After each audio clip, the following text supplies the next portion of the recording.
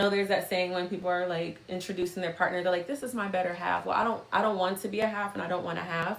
So I spent the last some odd years basically becoming a whole person, getting to know myself, getting to know my purpose, my loves, my pain points, my desires, my dark spots, getting to know God better first and foremost, and what is the purpose of it all, right? And so there were dips and lows, there are valleys, and I'm actually in a weird in between state right now.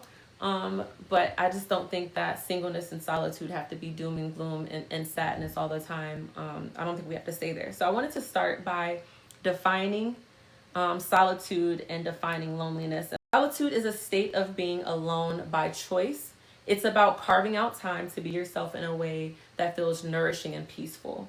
It's not about isolation. It's about introspection, creativity, and reconnecting with your own energy. And you can think of it as quality me time. Loneliness, on the other hand, is a feeling of disconnection.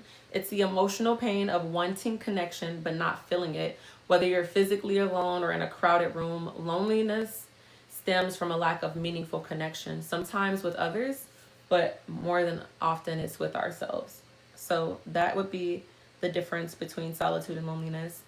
I think the key to understanding solitude and loneliness and just realizing they're not the same. I feel like solitude can be empowering and fulfilling, while loneliness is a signal that something inside you needs some attention, right? And so I do feel like an extended period of solitude and singleness, if you don't have some sort of stimulation, can lead to times of sadness, right? And feeling like you're not alone, or that you are alone and you don't have anyone. I will say this is a part where my faith comes in clutch. And just looking back at life before 10 years ago when I decided to come to Christ, and life now is just like being able to have something to cling on to, and a reassurance that no matter what I see in the physical, I'm not by myself, or I'm not forgotten, right? Because I feel like that's a big root of loneliness.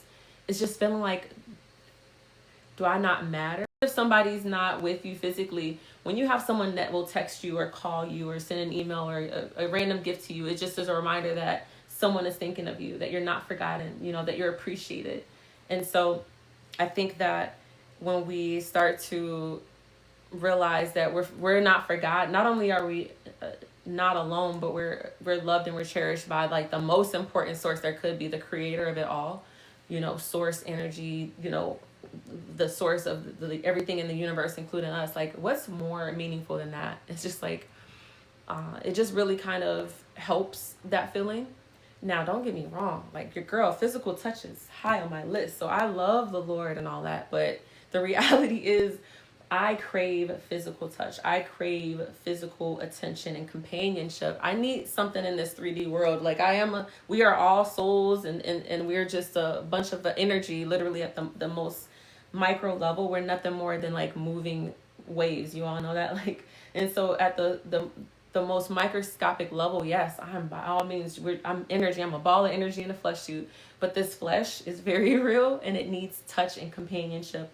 And it doesn't necessarily mean in a sexual way, although I do love that and crave it. Well, it just means just the energy, a body next beside me, a hug, and what I miss the most right now is like my nieces and nephews. I've been apart from them for 3 months. And when I tell you the love and affection of a pure child, a pure being, there's nothing like it. It's unmatched, I'm telling you.